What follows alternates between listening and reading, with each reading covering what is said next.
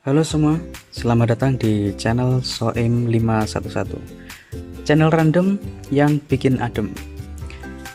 Pendakian Gunung Agung via Pura Besakih. Nah, kali ini saya akan membagikan perjalanan saya mendaki Gunung Agung. Dan ini kedua kalinya saya mendaki Gunung Agung. Pendakian saya yang pertama yaitu tahun kemarin, tepatnya tanggal 15-16 Mei 2021. Untuk pendakian kali ini sama dengan pendakian tahun kemarin, yang mana saya ikut muncak pas ada temen yang muncak. Temen saya sebelum lebaran sudah pada ribut sih mau ngadain muncak ke Gunung Agung.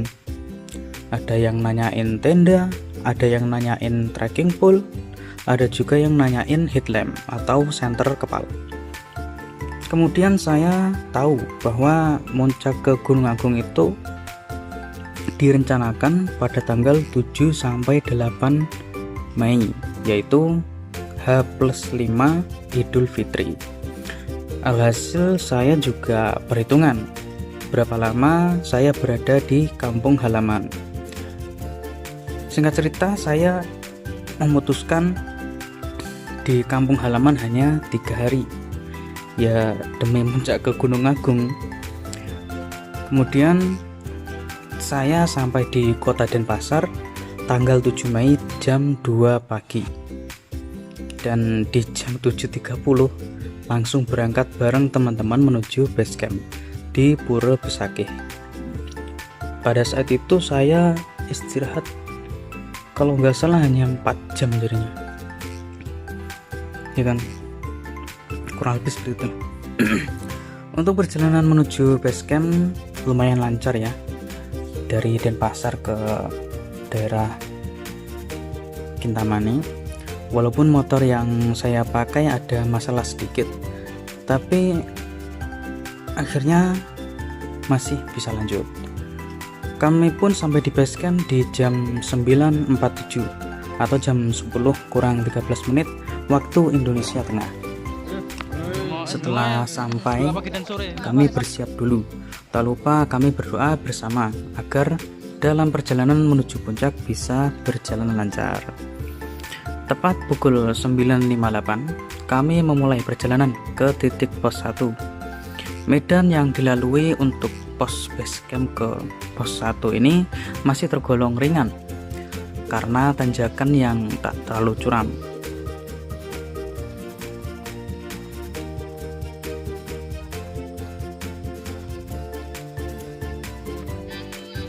Kloter kedua ya.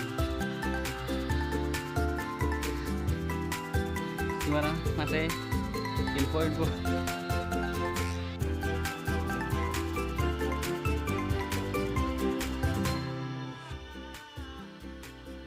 dua itu jam telu konduar pas sunrise.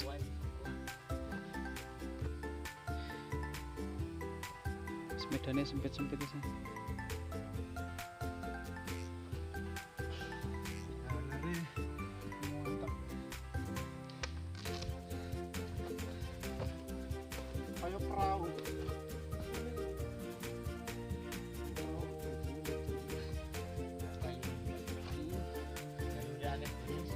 Perahu kayak bonus sih.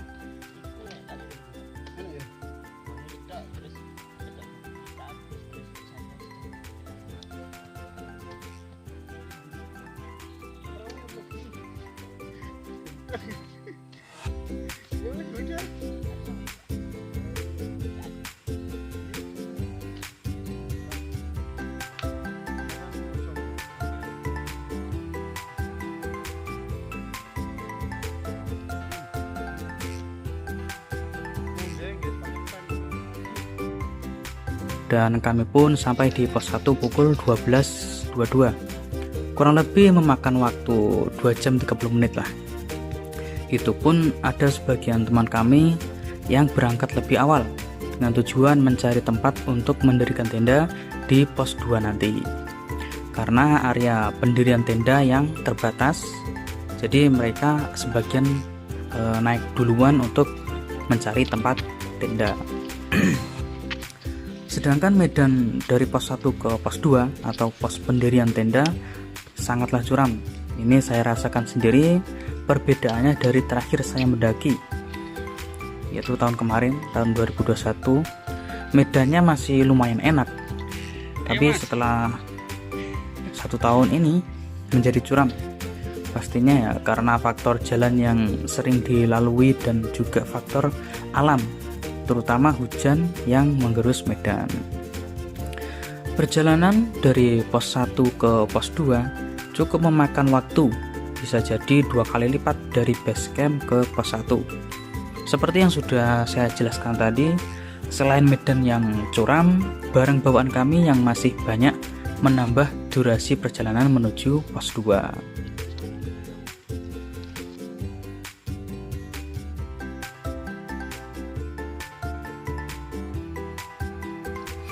Bahkan saya sendiri merasakannya, baru istirahat sebentar, lalu melangkah 5 langkah saja sudah capek lagi.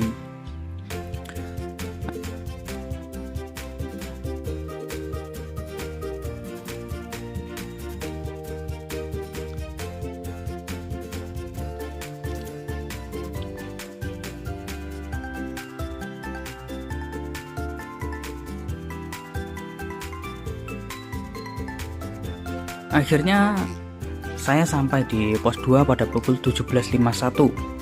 Itu jam 6 kurang tuh waktu Indonesia Tengah. Saat itu cuaca sangat cerah ditambah pemandangan langit yang menakjubkan. Bak negeri di atas awan, anjay. Pada saat itu ada teman kami bertiga yang masih tertinggal di belakang. Selain karena beban yang dibawa sangat berat, medan yang sulit membuat mereka tertinggal. Alhasil dari kami ada yang harus menyusul untuk membantu mereka.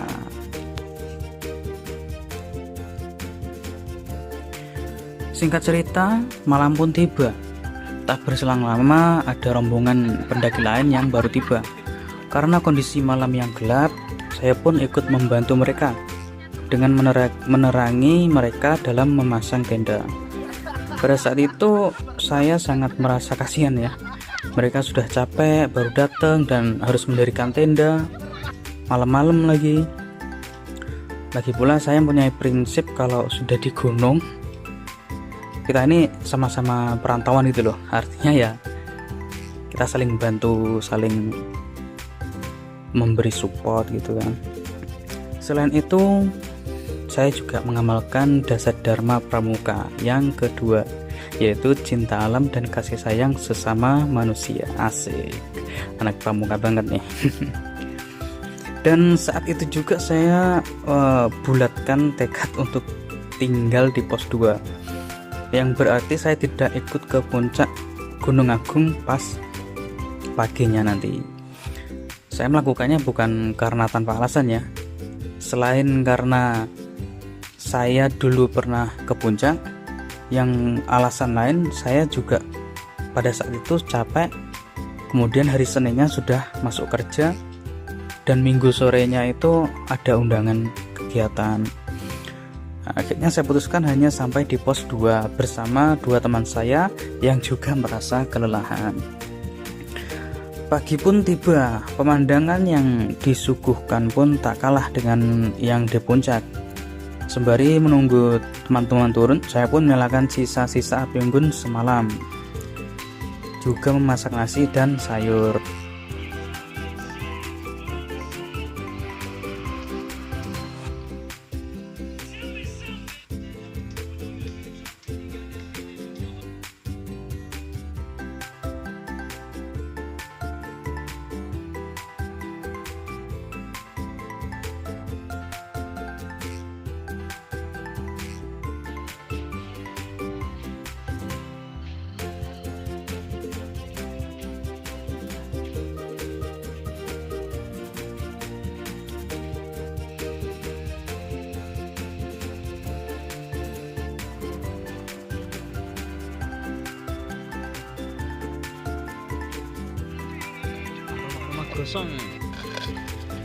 Dan usai sudah perjalanan kami menuju puncak Gunung Agung kali ini. nggak ada, berarti tinggal 21 mode pesawat terus bukan?